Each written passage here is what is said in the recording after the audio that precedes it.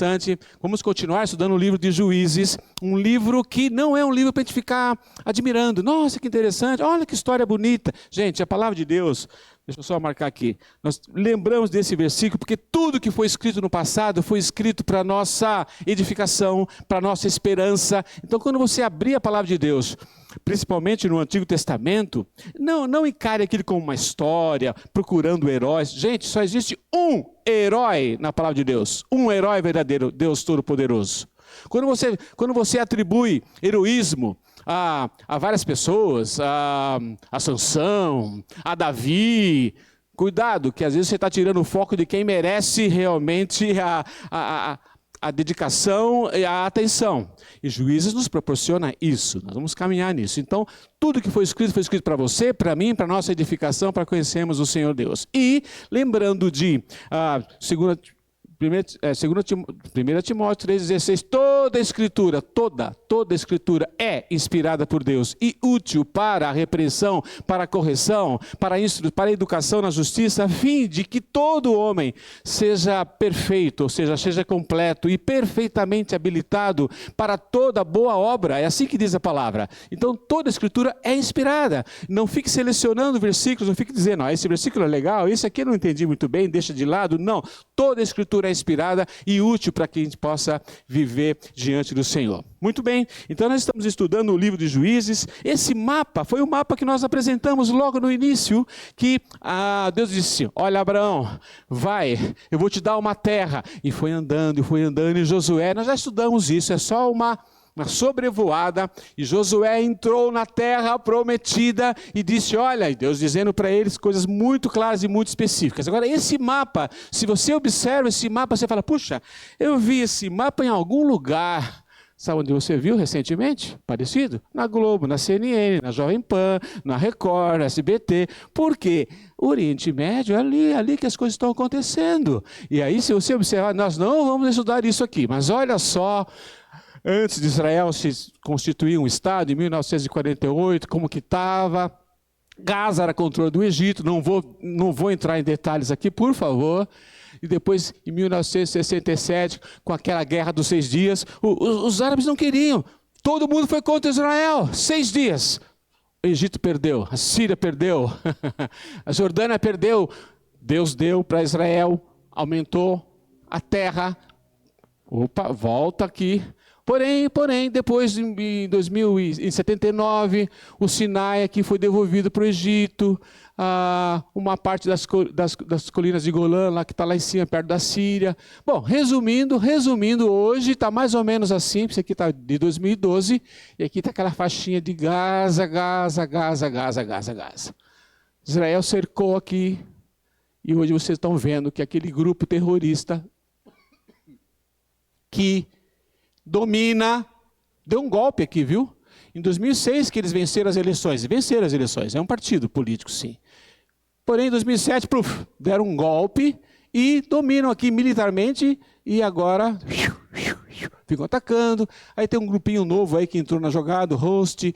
Está todo mundo atento ao Hezbollah, está todo mundo atento ao Irã. Por isso que a OTC pediu oração por lá. Gente, nós vamos parar aqui, porque dá para estudar na palavra de Deus isso. Israel não vai ser varrido. Jerusalém vai ser, sim, o centro desta terra. Jesus vai reinar de lá de Jerusalém todo. Hoje Jerusalém está dividida, ocidental e oriental, né? E os palestinos querem...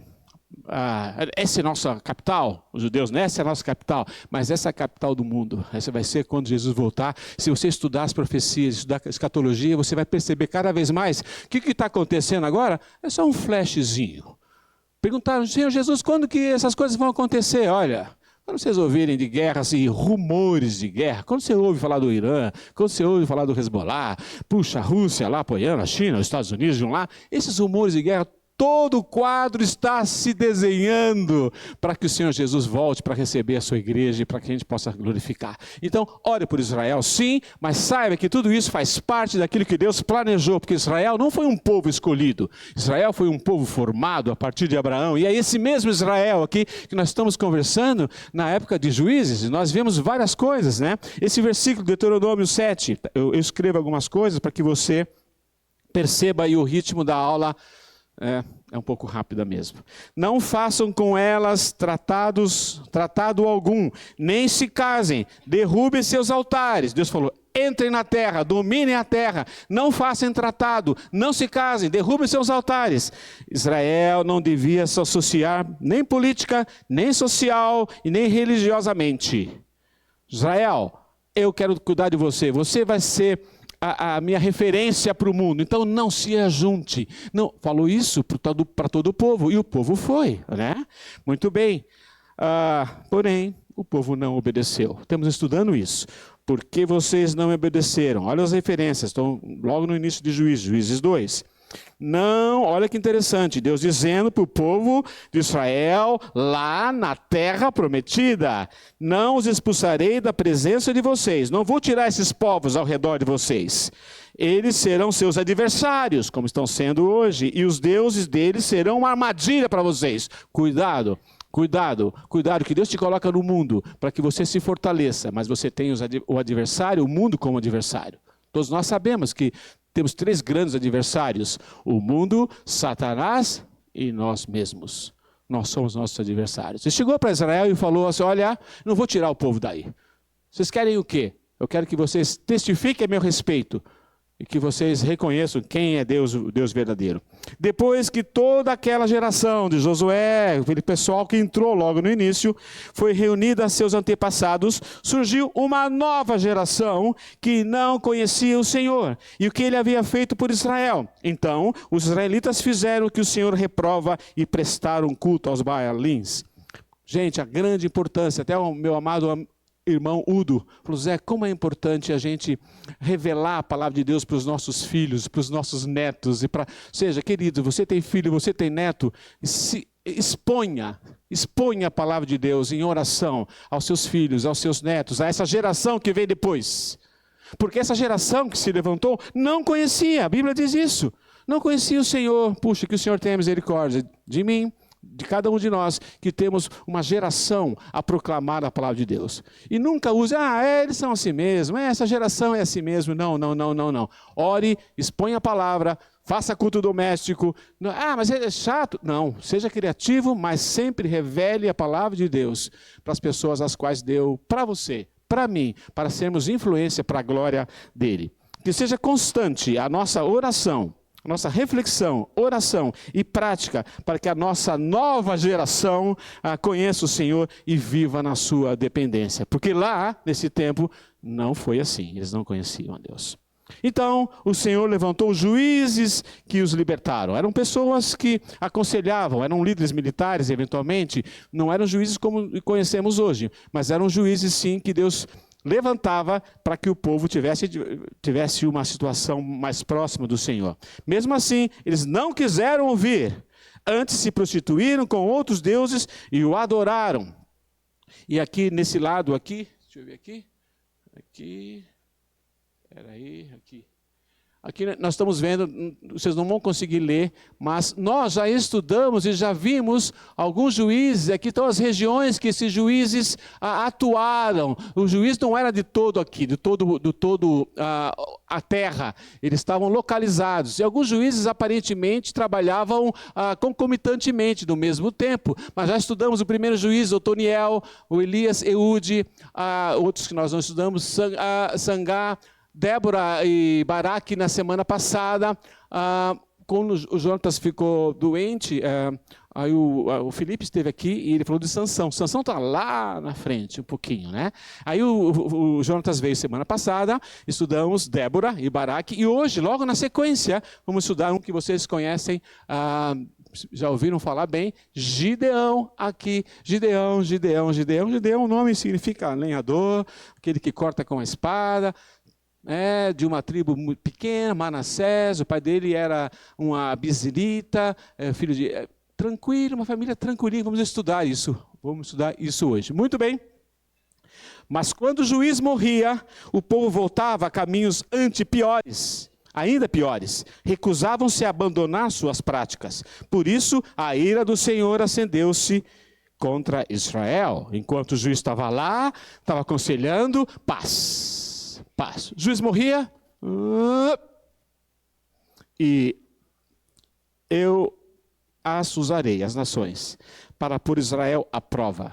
O Senhor havia permitido que essas nações permanecessem. Não, você vai ter dificuldade, as nações estão aí, eu quero ver você me adorando, você está deixando os meus caminhos. Gente, e um versículo que está lá no final do livro de Juízes, mas que depois da metade, vocês vão perceber, depois de Gideão, as coisas começam a ficarem muito piores. Naquela época não havia rei em Israel, cada um fazia o que lhe parecia certo.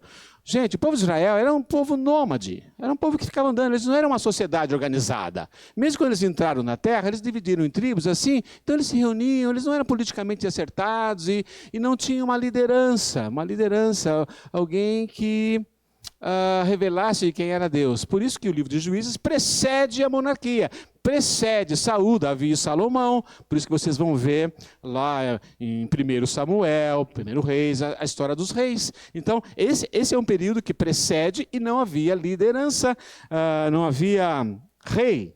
A gente vai entender isso um pouco mais. Lembra do círculo descendente, presta atenção. O povo desobedece e desvia. O Senhor disciplina. Eles sofriam, os opressores arrasavam com Israel. Opressão, inimigo, sofrimento, o povo clama. Arrependimento, talvez. O livramento é dado por meio de um juiz. Deus levantava um juiz. Período de paz durante o juizado. O juiz morre. O povo desobedece. Sempre assim. E o ciclo, esse espiral é uma espiral descendente. Está mais ou menos pior. A gente vai chegar em Juízes 21 e vai perceber, gente, que coisa. Muito bem, o Senhor levantou juízes que os libertaram. Esse é o ciclo que a gente já conversou. Todo o ciclo de desobediência, disciplina, desespero e libertação sempre esteve debaixo do amor leal de Deus, manifesto através da sua graça, seja no sofrimento, seja na disciplina e nas vitórias dadas por Ele. A graça de Deus vai permear todo o livro de Juízes, a gente vai perceber a graça de Deus com esse povo e a graça de Deus com você e comigo, mesmo quando nós estamos em desobediência, mesmo quando nós estamos numa situação que Deus, não, o Senhor quer nos levar a confessar, quer nos levar a adorá-lo, e a sua graça e o seu amor leal sempre vai estar presente, sempre, nunca duvide do amor de Deus. Deus nunca pode nos amar mais, e Deus nunca pode nos amar menos. Deus é amor, ponto. Entende isso? Nem mais e nem menos. Ele te ama, e a sua graça e misericórdia quer se revelar na nossa vida, dos nossos filhos, da nossa igreja. E o Senhor quer que a gente tenha essa convicção muito clara. Gideão, o valente guerreiro fraco. Eu queria que você abrisse a sua Bíblia no capítulo 6 de Juízes. E aí a gente vai folheando, porque gente, a análise de Gideão é muito interessante. É o juiz com mais versículos no livro de Juízes. 100 versículos. O juiz com mais versículos, 100 versículos. E nós não vamos ver e ler e estudar os 100 versículos, mas vamos estudar fatos significativos aqui. Ok? Gideão é o único juiz, olha que interessante, que o livro de Juízes registra a sua dúvida, a sua condição de fé, e fala, e não, é assim ou não é. É o único juiz assim. Você vai estudar e aprender com ele. Por quê? Nós queremos aprender não com ele sozinho, aprender com Deus agindo na vida dele. Como que isso acontece? Muito bem. Logo nos primeiros versículos, nada nos assusta, né, queridos, diante daquilo que a gente já tem visto. De novo, os israelitas fizeram o que o Senhor reprova. E durante 7 anos, ele os entregou nas mãos dos midianitas, que dominaram Israel, destruíram as plantações e não deixavam nenhum animal vivo. Por causa de Midian, Israel empobreceu tanto que clamaram por socorro ao Senhor. Está nesse texto aqui. Midianitas, 7 anos de uma opressão, nunca tinha tido assim. Eles tinham que se esconder. Depois vocês leem em casa de novo, capítulo 6, 7 e 8, para vocês pegarem os detalhes da história. Os israelitas tinham que se esconder nas cavernas, tinham que fugir para os montes, porque os midianitas, eles eram muitos. Interessante, quando eles falam de camelos, aqui a primeira referência de camelos chegando e subindo, eram fortes, e eles destruíam todas as plantações, eles iam roubar tudo, eles detonavam, roubavam, tinha animal, tinha ovelha, tinha boi, tinha jumento, diz o texto, eles matavam tudo. Então eles fugiam, eles estavam muito, os israelitas empobrecidos, e aquela pressão muito grande e constante, 1, 2, 3, 4, 7 anos, eles não aguentavam mais, e aí clamaram ao Senhor, Senhor, nós não aguentamos mais, por favor, age na nossa vida, age no nosso povo. Isso que mostra o início. Gente, sempre quando o povo clamava, e nós já vimos isso, o Senhor levantava um juiz. Mas olha que interessante, o povo clamou, e o que é que aconteceu aqui? Então aqui está dizendo, só referenciando o que eu já falei, ficamos na expectativa de Deus levantar um libertador, juiz, como tem feito até aqui, com Otoniel, com Eude, Sangar, Débora, Baraque. É só você ler os textos anteriores que você vai perceber. Eles pediam, Deus levantava o juiz. Porém aqui, eles clamaram, e o que aconteceu? Quando os israelitas clamaram ao Senhor por causa de Midian, ele lhes enviou um profeta e disse, assim diz o Senhor, o Deus de Israel. Isso está no versículo 7 da sua Bíblia, tá certo? Ele lhes enviou um profeta que disse, assim diz o Senhor, Deus de Israel, tirei vocês do Egito. Gente, que interessante, que interessante. Deus não levantou um juiz logo de cara. Deus mostrou a sua palavra, enviou um profeta. Eles esperavam perdão e Deus deu um sermão. Logo de cara. Para com isso. Isso demonstra que Deus estava dizendo, gente, mas parece que vocês não se arrependem de verdade. Parece que vocês têm remorso. Parece que vocês estão chateados e clamando a mim por causa do problema. Por que está acontecendo, e não, na verdade, por causa do pecado de vocês. Então Deus mandou um profeta, mandou a palavra dele, dizendo, assim diz o Senhor, eu tirei vocês do Egito, eu fiz isso, eu fiz aquilo para vocês, e vocês continuam assim. Isso é muito interessante. A primeira resposta de Deus ao clamor dos israelitas não foi enviar um salvador ou a salvação, mas dar-lhes um sermão, como eu estou dizendo. Isso nos sugere que o clamor dos versículos 6 e 7 não foi sinal de arrependimento genuíno, nos sugere, não diz o texto. A história de Israel após a morte dos juízes anteriores é uma forte evidência de que o clamor foi por remorso e não por um verdadeiro arrependimento, e é algo para você e para mim. Para nós pensarmos quando nós chegamos ao Senhor pedindo, e quando a situação está difícil, Deus fala, e aí? E quando nós pecamos e está tudo aparentemente indo bem, e Deus quer que nos arrependamos, Ele vai às vezes agir drasticamente, ao ponto de a gente, Senhor, mas por que isso? Age na minha vida, Deus fala, mas e o arrependimento verdadeiro? Aí um versículo de 2 Coríntios capítulo 7, versículo 10. Pois a tristeza, segundo a vontade de Deus, produz arrependimento que conduz à salvação, a qual não traz remorso. Remorso é a tristeza pelas consequências de um pecado, mas não pelo pecado em si. Como a gente disse que na prisão não tem... todo mundo está arrependido, entre aspas, né? Claro, está preso, não sei, está na...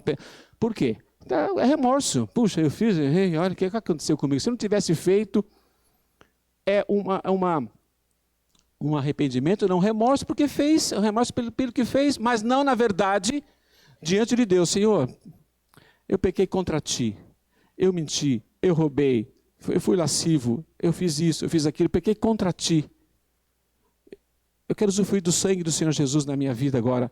E arrependimento tem que ter fruto de arrependimento. Remorso é na horizontal, arrependimento é na vertical.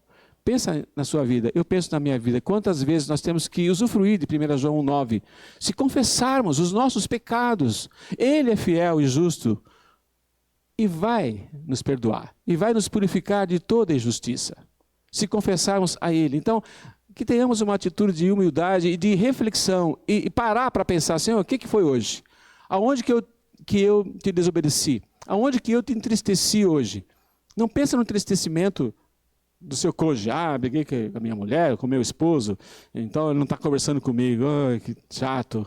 não deveria ter feito isso. Mas não é ali o primeiro. O primeiro pecado está para cá. Um arrependimento verdadeiro que vai mudar o seu coração para que você acerte as outras coisas do seu relacionamento com seus iguais, com seus clientes, com seus fornecedores, com seus vizinhos, com seus parentes, com seus filhos. Ou seja, nós temos que estar sensível àquilo que o Senhor mostra na sua palavra. Por isso que é importantíssimo que cada vez mais conheçamos a palavra de Deus, para que a palavra de Deus nos revele aquilo que nós precisamos nos ajustar e sermos cada vez mais à semelhança do Senhor Jesus em arrependimento.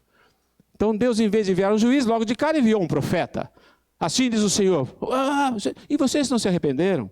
E aí, por isso que o texto nos dá a entender essa inferência que eles estavam com remorso e não, na verdade, um arrependimento. O foco do remorso, como eu disse, é todo horizontal. Do mundo, e nem um foco, e nem um pouco, falta o U aqui, nem um pouco vertical.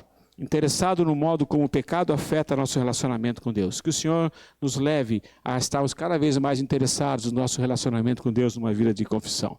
Alguma pergunta, uma perguntinha para você refletir. Você sente remorso, mas não arrependimento por alguma coisa do passado ou do presente? Você errou, por isso que você está colhendo as consequências? Fez um investimento errado? Perdeu o dinheiro numa situação que você não devia ter feito? Por isso que você está assim chateado? Então avalia se isso não é remorso. Se eu tivesse aplicado de outro jeito, cuidado. Será que não houve um outro pecado por trás? A ganância envolvida, uma vaidade, alguma coisa que você teria que confessar para Deus e não ficar só na horizontal, arrependimento só pelas consequências? É uma coisa para pensarmos. Existe alguma área da vida em que você clama por socorro, quando na verdade Deus quer que, antes de tudo, você ouça um sermão? Às vezes só ora, Deus fala, peraí, mas tem tantos versículos na palavra de Deus que estão tão claros. Por que você está pedindo isso?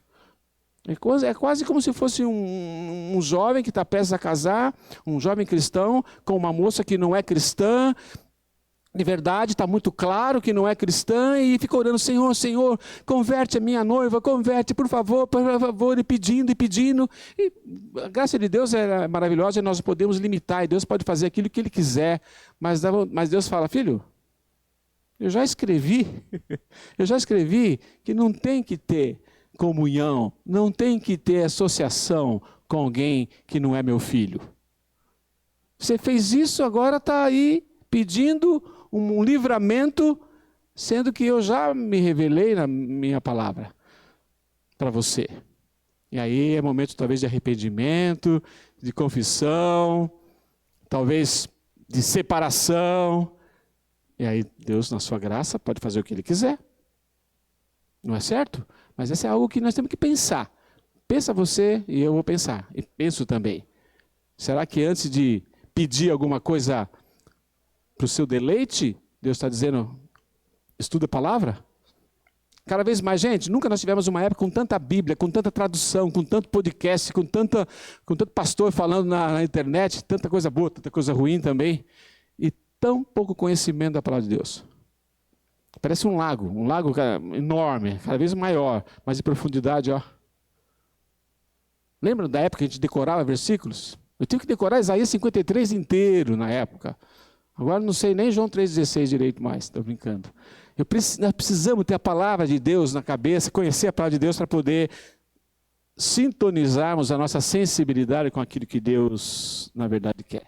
Ao percebermos sua graça e bondade, mesmo antes de nos voltarmos para Ele, somos estimulados ao arrependimento e à obediência. Deus não nos salva por causa do arrependimento. Olha que frase estranha. Na verdade, nós nos arrependemos porque Deus se manifesta antes. Porque Deus, na sua graça e misericórdia, se manifesta e nos leva ao arrependimento. Então, conhecer a palavra de Deus nos leva ao arrependimento. Aí nós vamos lá, ainda em Juízes 6, quando acontece algo muito interessante. Veja o versículo 11 de Juízes 6 na sua Bíblia. Você já viu que já pulamos algumas coisas aí, né? Depois você lê em casa para entender toda essa narrativa com detalhes. Então, o anjo do Senhor veio e sentou-se sobre a grande árvore de Ofra, lá a cidadezinha que Gideão estava, que pertencia ao abisrita Joás, que era o pai dele. Gideão, filho de Joás, estava malhando o trigo num tanque de prensar uvas para escondê-lo dos medianitas. tanque de prensar uva é para prensar uva, não é para malhar trigo. Estava fazendo isso com medo, estava escondido, estava escondendo pouquinho de trigo aqui para os midianitas não perceberem isso. Então, ele estava lá, tranquiludo, estava lá malhando o trigo e o anjo do Senhor apareceu e lhe disse: o Senhor, o que diz o texto? O que diz o texto? O Senhor está com você, poderoso guerreiro. Aí o versículo 13, Senhor, Gideão respondeu, se o Senhor está conosco, por que aconteceu tudo isso? Onde estão todas as suas maravilhas que os nossos pais nos contam quando dizem, não foi o Senhor que nos tirou do Egito? Mas agora o Senhor nos abandonou e nos entregou nas mãos de Midian. Gente, nós sempre somos assim, como nós somos reclamões, murmuradores. O anjo chegou para ele e falou, o Senhor esteja com você, homem valente. Mas o Senhor está comigo? Se o Senhor tivesse, não tinha acontecido tudo isso. Se o Senhor tivesse comigo, talvez não tivesse aparecido esse câncer. Se o Senhor estivesse comigo, meu filho não teria morrido. Se o Senhor estivesse comigo, meu filho não era assim. Se o Senhor estivesse comigo, eu não tinha perdido aquele emprego. Como nós somos tendenciosos, claro, a nos olhar e exigir de Deus que as coisas sejam da maneira que a gente queira. Por isso que eu já falei para um grupo essa semana, que quando a gente não deve perguntar o porquê Deus está fazendo isso, tem que perguntar o que Deus quer nos ensinar, quase que nem isso. Quando Deus nos manda uma dificuldade, nós temos que perguntar assim, Senhor, como que eu posso te glorificar nessa situação? Como que eu posso fazer a tua vontade nessa situação? Pare de reclamar. Claro que você pode pedir. Claro, a Bíblia nos incentiva a isso, a levar nossas petições a Deus e a insistir com Deus. Mas que o Senhor nos capacite a entender que Ele quer ser glorificado naquela situação e não ouvir um murmúrio. Como foi aquele Gideão? Reclamou, mas Senhor, ele estava assim, o Senhor voltou. E olha só, se o Senhor está conosco, por que aconteceu tudo isso? Onde estão as tuas maravilhas? Quem? Eu? Quem sou eu? Aí você vai perceber, aí na sua Bíblia, versículo 14, olha que detalhezinho, eu vou só fazer um parênteses aqui, viu gente? Não vou entrar em detalhe. Esse anjo que apareceu aqui, falando com Gideão, presta atenção. A Bíblia NVI, a tradução da NVI, ela coloca não é uma interpretação, mas você percebe, quem tem NVI aí? Bíblia, NVI. Laura, o anjo começa com que letra? Está no versículo 11. Então, o anjo do Senhor, versículo 11. Está maiúsculo. Por que a Bíblia colocou um A maiúsculo? Aqui talvez uma teofania. Aqui talvez Deus... Agora, mas será? Essa não é uma inferência? Só um detalhezinho. Não era o anjo que estava conversando? Hã? Aí, conversando com Gideão, o Senhor está com você. Aí o Gideão responde no 13, Senhor.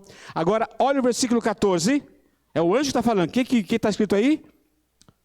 O Senhor se voltou para ele e disse, com a força que você tem, era a mesma pessoa. E foi o Senhor. Então, aqui temos uma teofania. Talvez... Não vamos entrar em detalhe, que esse aqui é um estudo, porque tem vários versículos que o anjo aparece. Talvez aqui é a segunda pessoa da Trindade, o Senhor Jesus Cristo pré-encarnado. Aqui, nesse anjo. Ok? Sou eu.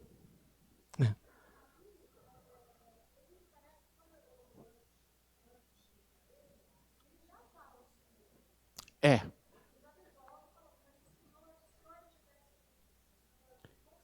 Sim, é. Ele atribui isso assim.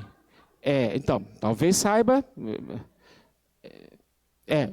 Porque apareceu de repente. A gente vai ver que interessante isso. Quer ver? Observe mais. Bom, antes disso.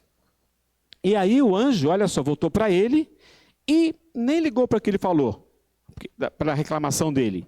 O versículo 14 eu estou lendo. O Senhor se voltou para ele e disse, com a força que você tem, olha só, hein? Deu para ele, com a força que você tem, vá libertar Israel das mãos de Midian. Não sou eu quem está enviando, Deus está dizendo, eu vou usar você com seus dons, com as suas habilidades, com a força que você tem, mas eu que estou te enviando, eu que estou no controle. Gente, querido, Deus está dizendo isso para você, pai, mãe, profissional, seja o que for, Deus está dizendo a você, vá na tua força. Estude sim, se capacite sim, seja o melhor naquilo que você pode dar na sua profissão. Não seja um operário, um formado medíocre. Nossa, quantos e quantos cristãos são medíocres nas suas profissões e Deus está dizendo, não, não, não, não. Seja o melhor que você pode ser e eu vou te enviar e eu vou fazer não precisa ficar descansando. Ai, Senhor, por que não vem cliente aqui? Você é fraco, você é ruim. Você não trabalha bem. Né? Parêntese. É isso que Deus está dizendo. Vá na tua força e eu te envio. Eu estou com você. Na tua força. Vá. Não esmoreça. Não seja medíocre. Seja bom. E vá que eu vou te enviar. E aí Gideão, olha só. Diante de tudo isso, Senhor, versículo 15. Como posso libertar Israel? Meu clã é menos importante de Manassés, e eu sou o menor da minha família. Eu estarei com você. E Gideão começou a se menosprezar aqui cada vez mais. Aí o anjo, aí olha só, eu estou aí reclamando, Gideão prosseguiu, posso contar com o teu favor. Aí o que acontece? Peço-te que não, olha só, estou no versículo 18. Peço-te que não vás embora até que eu volte e traga a minha oferta e a coloque diante de ti. Aí o que ele foi? Ele correu, aí o anjo falou assim, vai, esperarei até que você volte. Aí Gideão correu, foi lá e fez um bolo, fez um pão legal, gostoso. E aqui uma efa em hebraico significa 20 quilos. Nossa, quanta farinha, hein? 20 quilos dá muito bolo, dá para todo mundo comer aqui. Sobra, hein, Cleide? Mas ele fez uma oferta para o anjo. Aí, claro, gente, nós temos que conhecer a palavra de Deus. Lá em Levítico 9, se você for ver Levítico 9, 24, aconteceu uma coisa muito interessante. Ele levou a oferta para o anjo, aí para terminar, para você comer o seu bolo. Versículo 20, põe a carne e os pães sem fermento, ponha-o sobre esta rocha e derrame o caldo. Estou no versículo 20 de Gideão 6, de Juízes 6. Gideão assim o fez. Com a ponta do cajado que estava em sua mão, o anjo do Senhor tocou a carne e os pães sem fermento. O fogo subiu da rocha, consumindo a carne e os pães, e o anjo do Senhor desapareceu. Quando acontecia isso, Levítico 9, 24, se você observar, o fogo consumia e sumia. Era uma manifestação do próprio Deus ali presente, dizendo, eu aceito a tua oferta, eu aceito. E lá em Levíticos 9, o povo vibrava, o povo gritava, o Senhor está conosco. E aqui Gideão ficou assustado, por quê? Porque, nossa, eu vi o Senhor, ele percebeu que ele viu a Deus. Aí aqui o Senhor fala com ele, Senhor soberano, viu o anjo do Senhor face a face, versículo 23, disse-lhe, porém, o Senhor, paz seja com você, não tenha medo, você não morrerá, porque o entendimento dele é que ele tinha visto, mas não, ali era uma teofania, não era a face de Deus. Aí Gideão construiu ali um altar em honra ao Senhor, e lhe deu este nome, o Senhor é paz. Até hoje o altar está em Ofra, né, quando estava escrito, naquela mesma noite o Senhor lhe disse, aí vem uma outra história, e aqui ele construiu um altar, Yahuwah Shalom, Yahuwah Shalom, Yahuwah Shalom, o Senhor é paz, o Senhor é paz, o Senhor é paz, construiu ali. E aí acontece uma outra coisa, a gente vai continuar isso depois que você for comer o bolo. Esse vai estar lá, isso não vai ter sido consumido pelo cajado, não. Então vai lá e voltem logo, porque tem muita coisa para a gente conversar. Sem versículo de Gideão, mas eu estou no versículo 15 ainda. Então, por favor, voltem logo. Estamos ainda no capítulo 6 de Juízes.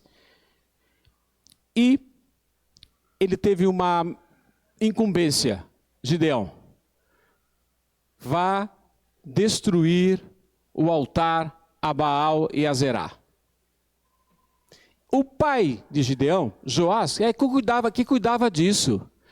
O pai de Gideão que cuidava do altar, você vê que coisa? A Baal, Joás. E, no capítulo 6, versículo 27, assim Gideão chamou 10 dos seus servos e fez como o Senhor lhe ordenara. Mas com medo da sua família e dos homens da cidade, fez tudo de noite e não durante o dia. Porque ele tinha que destruir o altar. Aí essa foi ele destruir o altar. Destrói o altar e edifica ao Senhor. De manhã cedo, quando o povo foi olhar, isso eu estou no versículo 28, todo demolido o altar. Perguntaram, versículo 29, uns aos outros: quem fez isso? Depois de investigar, concluíram: foi Gideão, filho de Joasse. Aí os homens da cidade, versículo 30 de Juízes 6, disseram a Joasse: traga seu filho para fora, ele deve morrer, pois derrubou o altar de Baal e quebrou o poste sagrado que ficava ao seu lado. Eles tinham medo, Baal, o deus da tempestade, tinham medo que esses deuses... Gente, um detalhe interessante aqui no povo. O povo não só adorava Baal, eles misturavam. Adorava Deus, adorava Baal, o deus da agricultura, o deus da tempestade, o deus da fertilidade. Eles tinham vários deuses porque achavam que esses deuses poderiam, entre aspas, abençoá-los com algumas coisas. Então eles ficaram morrendo de medo. Puxa, destruíram o altar. Joás, traz teu filho que a gente vai matar. Aí que Joás, o cara que cuidava, pai de Gideão, que cuidava do altar, era o administrador ali da propriedade. Joás respondeu, estou no versículo 31. Respondeu a multidão hostil, brava, que o cercava: vocês vão defender a causa de Baal? Estão tentando salvá-lo?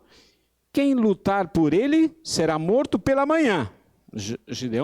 Joás tinha autoridade. Se Baal fosse realmente um deus, poderia defender-se quando derrubar o seu altar. Por isso, naquele dia, chamaram Gideão de Jerubbaal, dizendo que Baal dispute com ele, pois derrubou o altar. O próprio coordenador, o próprio administrador ali daquela área de idolatria, gente, se Baal fosse Deus mesmo, ele que se defenda, e ninguém vai tocar em Gideão. Aí eles falam, tá bom, Jerubbaal, que Baal contenda com ele. Esse ficou o nome dele, se você for pesquisar em outros trechos de Juízes, ele é chamado de Jerubbaal. E Baal contenda com ele. Muito bem, ele fez com medo o que foi ordenado. Nesse meio tempo, todos os midianitas e outros povos acamparam no vale de Jezreel. Até hoje existe esse vale, na frente do Megido. Quem estuda a escatologia vai perceber que nesse lugar, lá no Oriente Médio, algo vai acontecer ainda no futuro. Só um gostinho para que você estude. Então, o Espírito do Senhor apoderou-se de Gideão, depois dessa obediência. Como se o Espírito do Senhor vestisse Gideão. Vocês já estudaram, quem estudou o Espírito Santo no tempo passado, percebe que o Espírito Santo ele não habitava no Antigo Testamento das pessoas. Ele tinha um momento que ele poderia até habitar, mas saía, revestia, estava presente. E isso que aconteceu aqui com Gideão. Lembram, e se vocês têm, eu posso falar um pouco, não com tanto detalhe, mas a famosa porção da lã. Lembra? Isso todo mundo sabe, a gente conta essas histórias. Muito bem. Então ainda nós estamos no capítulo 6, e agora a gente vai dar uma olhadinha no versículo 36, observe. Gideão disse a Deus: quero saber se vais libertar Israel por meu intermédio, como prometeste. Eu vou fazer o seguinte, eu vou colocar uma porçãozinha de lã no terreiro, ali, um pouquinho de lã. Olha só, versículo 37. Se o orvalho molhar só a lã e todo o chão estiver seco, eu vou saber que o Senhor vai libertar Israel. E assim aconteceu. Deus, na sua graça e misericórdia, entendeu a dúvida, entre aspas, depois eu vou dizer por quê, e fez isso. A lã estava encharcadinha e em volta estava seco, não devia estar. Não é normal, isso é um milagre isso que acontece. Ah, mas ele ficou na dúvida, será que secou a terra? E não, aí o versículo 38, se o orvalho molhar apenas a lã e todo o chão estiver seco, saberei que tu me libertaste. 38, aconteceu, Gideão levantou, cedinho, torceu a lã, estava cheia de água, encheu uma tigela de água. Aí, no versículo 39, Senhor, não fica bravo comigo, não se acena a tua ira contra mim, deixe-me fazer só mais um pedido, permite-me fazer mais um teste com a lã. Desta vez, faz a lã ficar seca e o chão coberto de orvalho. E Deus assim fez naquela noite. Somente a lã estava seca, o chão estava todo coberto de orvalho. Queridos, um detalhe. Gideão não tinha clareza naquela época. A revelação de Deus é progressiva, que culmina com a pessoa do Senhor Jesus Cristo. Você e eu hoje temos o privilégio de termos toda a Escritura, toda a palavra de Deus à nossa disposição. Todo o plano de Deus para a sua e para a minha salvação, revelado e cumprido no Senhor Jesus. Gideão não tinha isso, ele estava conhecendo, ele estava tão rodeado de Deus, você fala, mas será e tal? Ele fez um teste para saber se realmente Deus era o Deus que ele estava conversando, é isso mesmo, o Senhor vai me usar para libertar? Ele fez um teste. Mas isso não me dá, nem para você, o direito de fazer teste com Deus. Senhor, será que esse emprego é meu? Se for meu, que o RH me ligue em 5 minutos. Senhor, se eu quer que seja ela, se for ela, vou segurar aqui o telefone, que entre um WhatsApp dela. O Senhor não lhe permite esse tipo de, não é brincadeira, mas é desnecessário esse tipo de teste com Deus. O que Deus quer se revelar para você, Ele se revela na palavra dEle através do Senhor Jesus Cristo. E Ele vai te revelar, claro, você pode pedir confirmação do Senhor nos planos que você tem. O coração do homem pode fazer, mas a resposta certa dos seus lábios vem do Senhor, é Ele que vai dar. Mas não teste, Ele vai dar. Seja sensível a isso. Observe, busque conselhos, busque na palavra se tem alguma coisa clara, né? Ore bastante. Põe no reunião do grupo das senhoras, da igreja, peça para outros irmãos orarem, entende? E Deus vai se revelar para você. Aqui, como Deus se revelou para Gideão, nesse tempo específico, Deus se revelando a ele, e isso aconteceu. Há muito tempo, Deus falou muitas vezes e de várias maneiras aos nossos antepassados.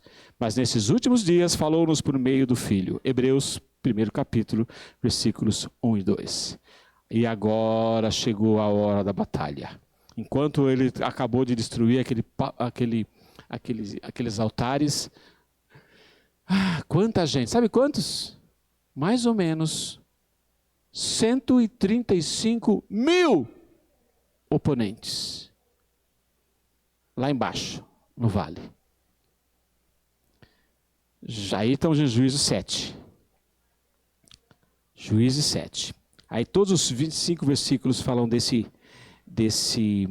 evento muito interessante. Aí se você olhar o versículo 2,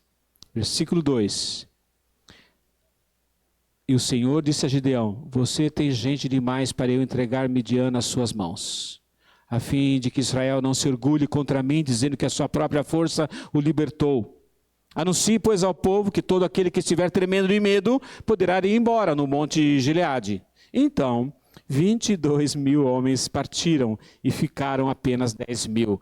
Gideão, ele reclamou que ele não tinha condições, porque ele era de uma tribo pequena, não tinha muita autoridade. Mas ele foi chamando, gente, vamos ganhar. E muita gente disse, sim, vamos. 32 mil. Bastante, né? 32 mil para guerrear contra os amalequitas, midianitas, desculpa, e outros povos. Mas eles tinham 135 mil. Aí Deus fala para ele, muita gente. Pergunta assim, ó, se alguém tiver com medo, pode voltar para casa. Gente, vocês estão na dúvida? Tchau. 20 mil foram embora.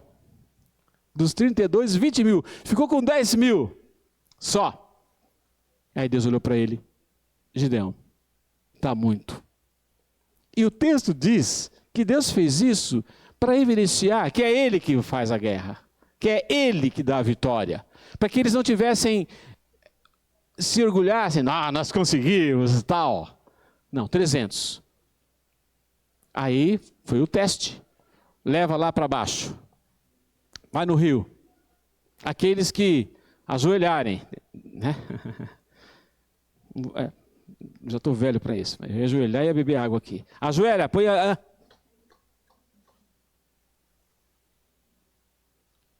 Aquele que talvez...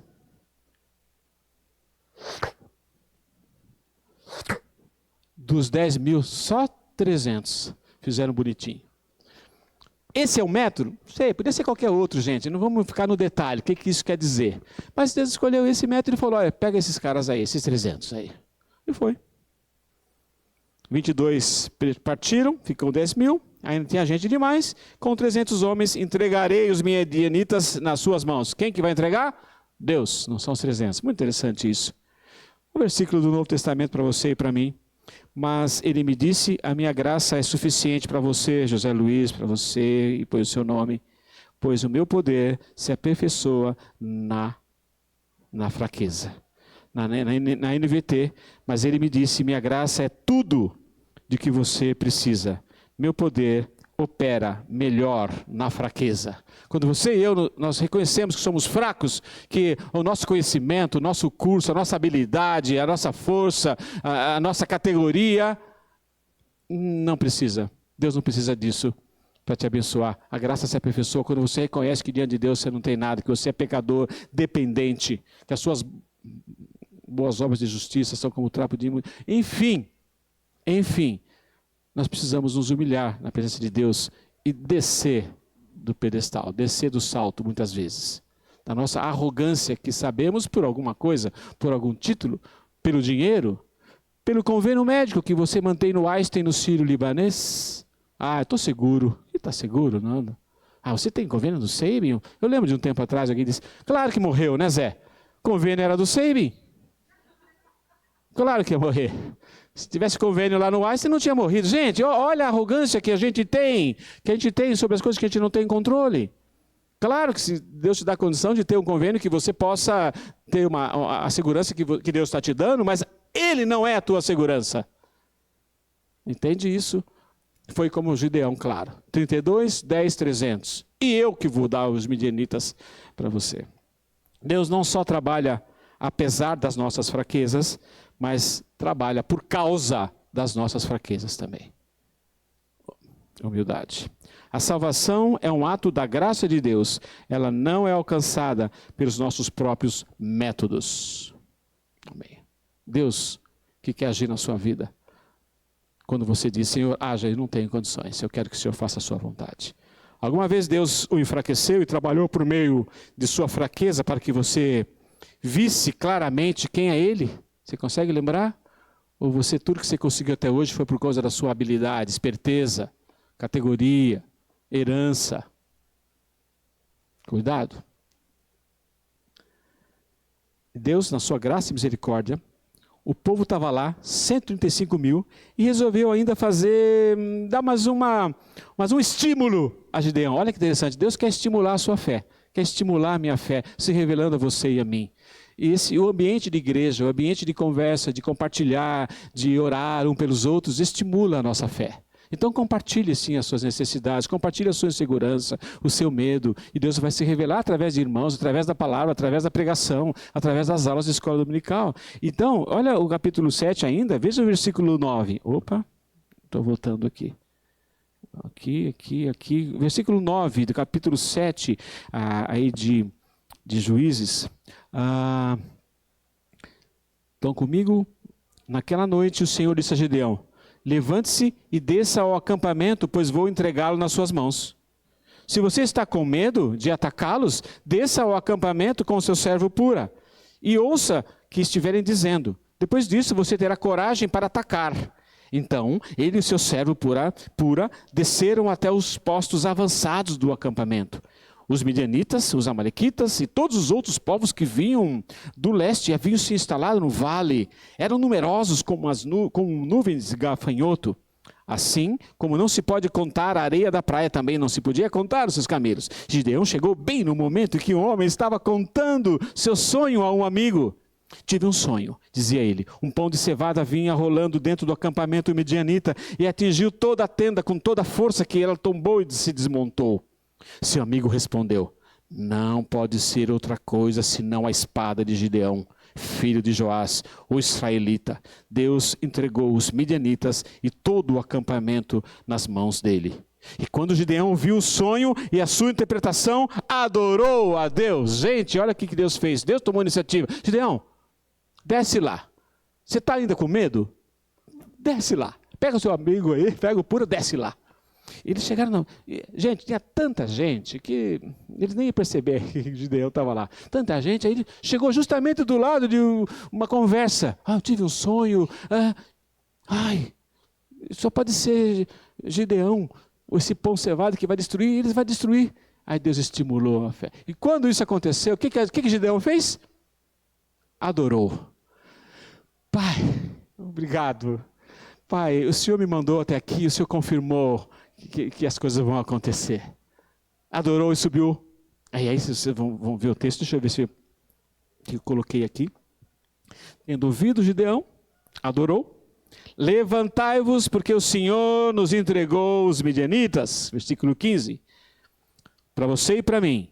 Pois todas as promessas de Deus se cumpriram em Cristo com um alto e claro sim. E por meio de Cristo confirmamos isso, de modo que nosso amém se eleva a Deus para a sua glória. Quantas são as promessas de Deus? Em todas elas você tem o sim, eu vou cumprir. Eu sou o Deus que não mudo. Eu sou o Deus de Gideão. Eu sou o Deus que enviou Jesus Cristo para que através dele você pudesse ter essa segurança. Sim, me adore. Aí o valente guerreiro, a vitória. Eu só estou estimulando para que vocês leiam depois todo o texto nos detalhes. Vamos, de noite. Olha que interessante como Deus faz as coisas. Deus usa o sobrenatural junto com o natural. Os 300. Gideão dividiu os 300 em 3 grupos de 100. Olha que interessante. Vaso, uma tocha. Escuro, meia-noite. Olha que interessante. Meia-noite, até o texto diz isso. Porque foi na hora da troca. O pessoal está saindo para dormir. E o pessoal que está dormindo está vindo. Gente, se vocês não sabem, eu não sabia disso. Camelo também é muito sensível. Imagina, cheio de camelo.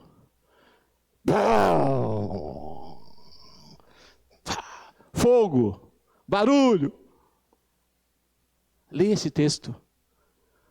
Camelaiada, desesperada, e tudo escuro, e ninguém vinha trocando, o cara não tinha chegado lá, gente. O que eu quero dizer para vocês é que nenhum dos 300, eles não mataram nenhum. Eles não mataram, os 300 não mataram, ninguém ficou, puxa, matei 10, ninguém matou nenhum. Eles se mataram, fugiu, um montão de gente fugiu, eles se mataram. Deus agiu sozinho, Deus quis se revelar para eles completamente. Não são 32, não são 10 mil, não são nem 300, não são nada. Quando eu quero, e eu faço a minha vontade ser estabelecida. Nenhum soldado israelita voltou para casa contando seus próprios feitos, mas sim o que Deus fez enquanto eles observavam. Gente, para nós, aquilo que eu já citei, pois todas as promessas de Deus se cumpriram em Cristo com um alto claro sim, e por meio de Cristo confirmamos isso, de modo que nosso amém se eleva a Deus para a sua glória. Você se sente encorajado ao lembrar que as coisas que militam contra a sua fé e obediência podem ser mais fortes do que você?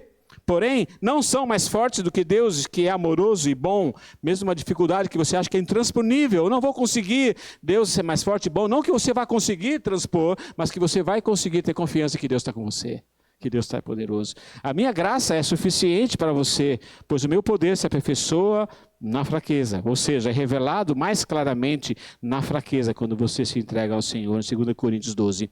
Deus não só trabalha apesar de nossas fraquezas, mas por causa dela. Agora, gente, tudo isso aconteceu.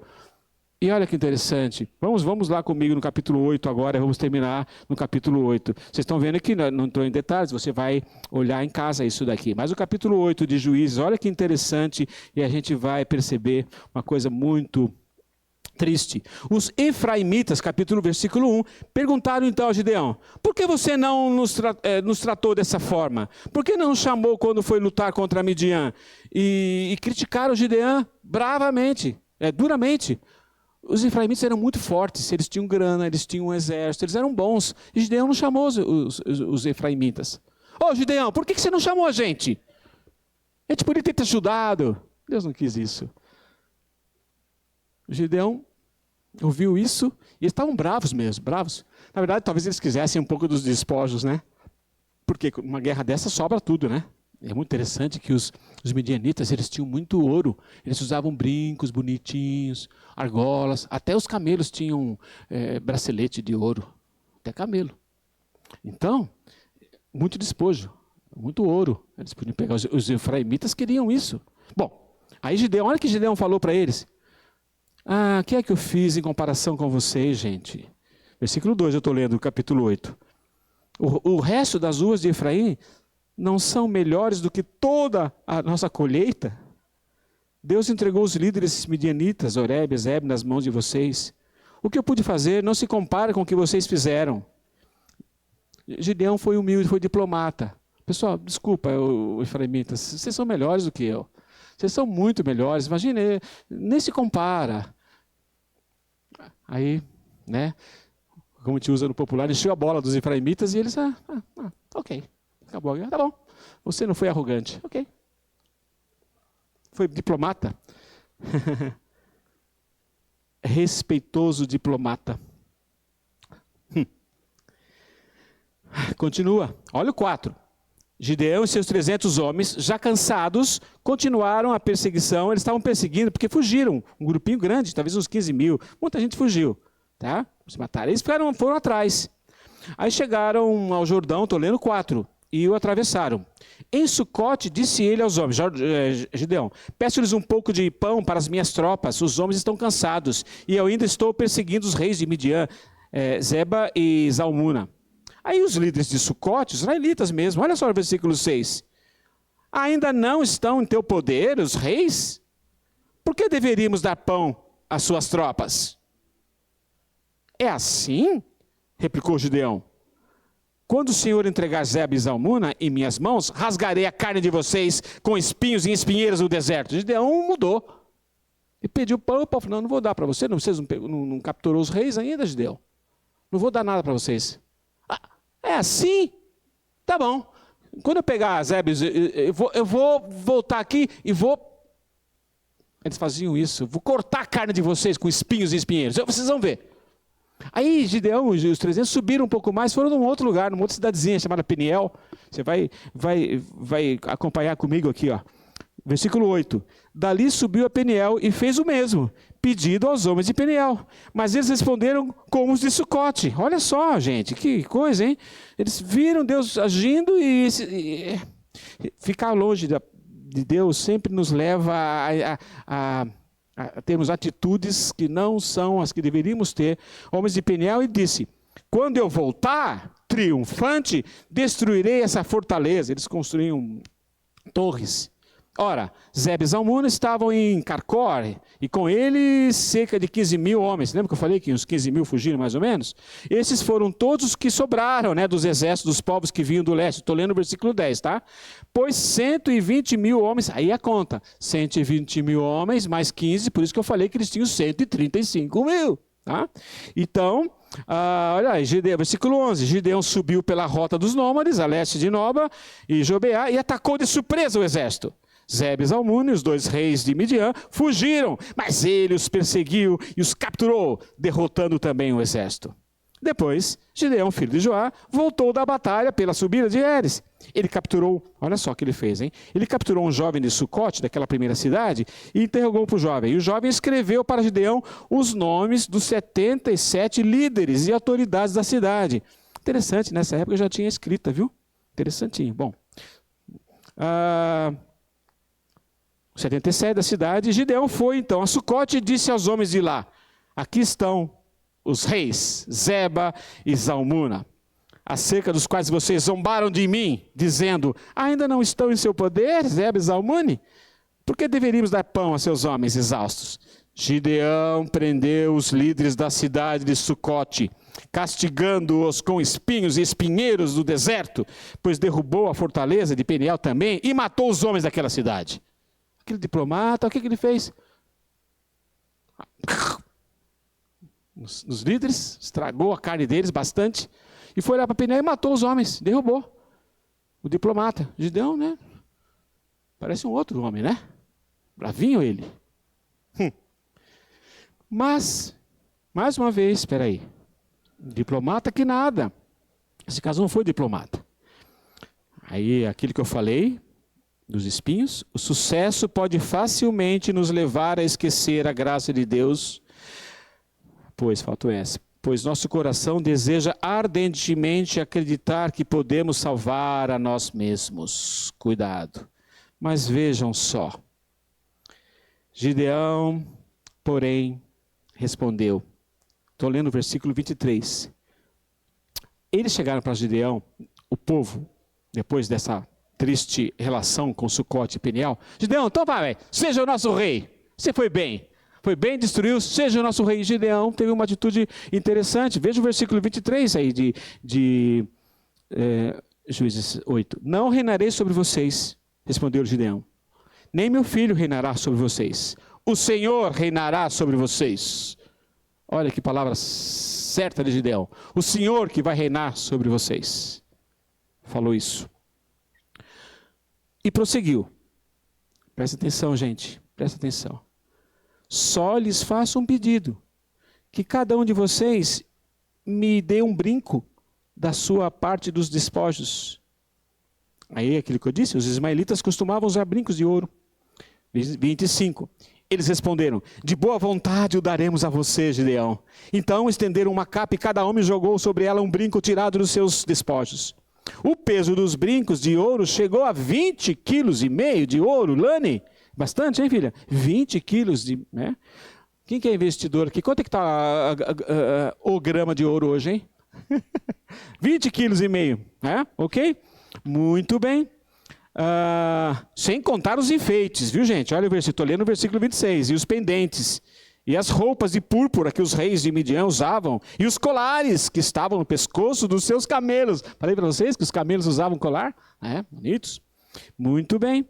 Aí, versículo 27, Gideão usou o ouro para fazer um manto sacerdotal, que ele colocou em sua cidade. Gente, mas vejam só.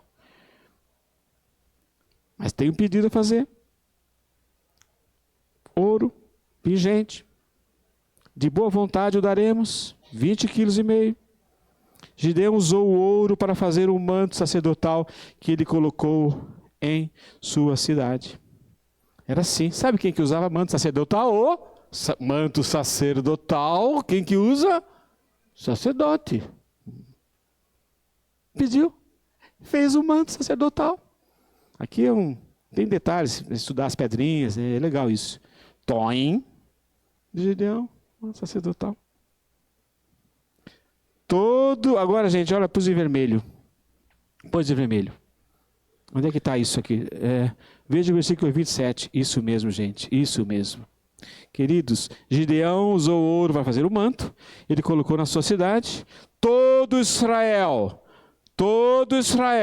prostituiu-se, fazendo dele objeto de adoração, e veio a ser uma armadilha para Gideão e sua família. Que pena, né, Jô? Você falou, puxa vida, que coisa. Pediu, construiu, não sei qual era a intenção dele. Existem aspectos da sua vida e trabalho pelas quais você acha que deveria receber mais honra e reconhecimento, quando as pessoas não elogiam aquilo que você faz, quando você não recebe o obrigado que você estava esperando, sabe? Aquela atitude de que, nossa, também não vou dar mais nada, sabe? Aquela relação de troca, isso às vezes acontece até na nossa família. Eu às vezes quando lavo todos os pratos, fico esperando da Zela, que bom, ela nem liga. E eu me acostumei, estou brincando. E não tem que ficar esperando, fazendo para... Porque senão, agora também não vou lavar nunca mais. Vai lavar todos os... Essa relação de que o que a gente faz, a gente quer sempre reconhecimento. E quando não obtivemos, ou quando não obtemos um reconhecimento, nós nos estragamos por dentro. Às vezes o sucesso. E vou dizer mais, hein? Às vezes uma bênção de Deus estraga a sua vida. Nossa, Zé, que frase forte. Às vezes sim. Deus não sabe. Como foi aqui no caso de Gideão? Sucesso pleno. E aí, orinho. A que custo você os busca para tornar-se o centro, não sendo humilde, não atribuindo tudo à graça e misericórdia de Deus e fazendo aquilo de forma por amor mesmo. Eu faço, eu dou, eu me dou, eu faço o melhor e Deus seja glorificado. Não quero... Claro, que a gente fica esperando, né? Mas aí nessa espera, quanto isso é um veneno para nós mesmos. Quando a gente fica amargurado porque a gente não recebe aquilo que a gente acha que deveríamos receber por nossas próprias forças. Gideão, o poder da fraqueza e a fraqueza do poder. O poder da fraqueza e a fraqueza do poder. Continuem lendo depois. Gideão, sabe o que aconteceu? Ele teve 70 filhos. Ele arrumou um monte de mulher. Um monte. 70 filhos. Teve até um filho com a concubina chamada Abimeleque. Cleide deve ter feito uma piadinha. Dizendo assim, uma mulher já é difícil, imagina 70. Foi mais ou menos isso, né? Claro, então você concluiu que não deu. Tá certo. Mas ele teve uma, Cleide, com uma concubina, Abimeleque, e deu o nome para o filho. Meu filho é rei. Interessante, né? Meu filho é rei. E ele mesmo disse que não queria ser rei. Bom, deixa. Esse Abimeleque quis ser rei. Vamos estudar. Depois vocês vão dar uma olhadinha aqui no capítulo 9. Porque Gideão até o 8º. E sabe o que ele fez, gente? Matou 70 filhos. Acabou com os filhos de Gideão. Que coisa. E pegou uns vadios lá, uns carinhas e foi para cima lá. Sou rei. Estudem isso daqui depois. Para você ver o ciclo descendente. E sabe de uma coisa? Que contraria aquilo que nós dissemos no início? Que enquanto o juiz estava vivo, o povo estava tudo bem, estava em paz. Sabe, durou 80 anos a paz em Israel, viu gente? Deus deu paz, 80 anos nesse período de Gideão. Mas em nenhum juízo o povo se prostituiu como em Gideão. Não é uma surpresa? Tristeza. Em nenhum outro juízo o povo tinha se prostituído, voltado à idolatria, enquanto o juiz estava vivo. Tinha paz na guerra, militarmente falando. Mas não. Que coisa, que coisa. Herói, cuidado quando você coloca os heróizinhos, às vezes para as crianças virem. São heróis? Claro, está lá em Hebreus 11. 33, cita Gideão, cita várias pessoas, mas não cita detalhes. São homens que obedeceram a Deus e Deus agiu através deles. O Espírito Santo revestiu Gideão. Mas herói da palavra de Deus, herói do livro de Juízes, quem é? É Deus, é isso. A gente aprende com Gideão, aprendemos com a graça e a misericórdia de Deus na vida de Gideão e nas nossas próprias vidas também. Semana que vem, Jefté. Nós não vamos falar de todos os juízes. Tem alguns juízes que têm poucos versículos. Gideão, vocês já ouviram do juiz com 100 versículos, que tem mais versículos na palavra de Deus. E é o único juiz, como eu falei, que a palavra de Deus mostra as incertezas da fé. Não, Senhor, mas sou eu. Não, nenhum outro juiz teve isso. É só um relato. Entendeu? Então depois leia em casa 6, 7, 8 e vão se deliciando com a graça e a misericórdia de Deus, com a ação de Deus, num homem que é igual a você, igual a mim. E que nós temos que refletir sobre o momento da nossa vida no corpo de Cristo, na nossa família e no mundo que o Senhor nos coloca.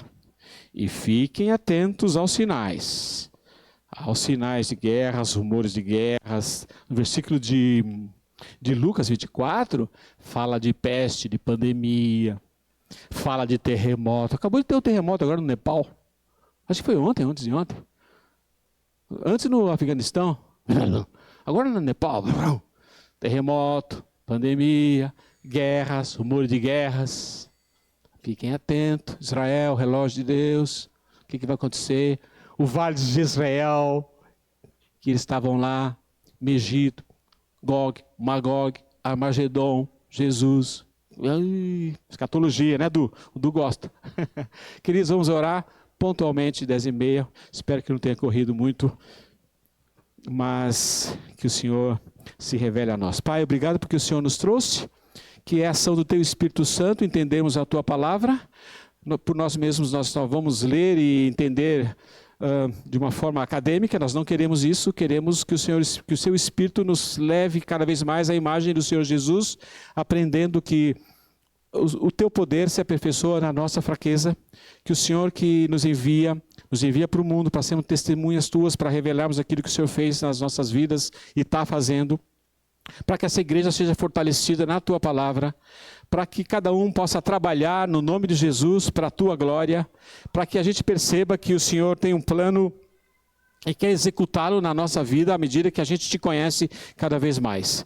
Obrigado porque através da vida de Gideão, obrigado porque através da tua palavra a gente pode perceber a tua graça, a tua misericórdia, o teu amor leal, mesmo nessas escorregadas, como a gente pode dizer assim, que o Senhor sabe que temos, mas obrigado pelo sangue do Senhor Jesus que nos purifica de todo pecado e nos restabelece a tua presença. E queremos evidenciar frutos sim de arrependimento para que continuemos esta caminhada até aquele dia, quando o Senhor Jesus voltar, quando o Senhor nos levar, estaremos para sempre contigo. Enquanto esse dia não chega, queremos refletir a sua glória.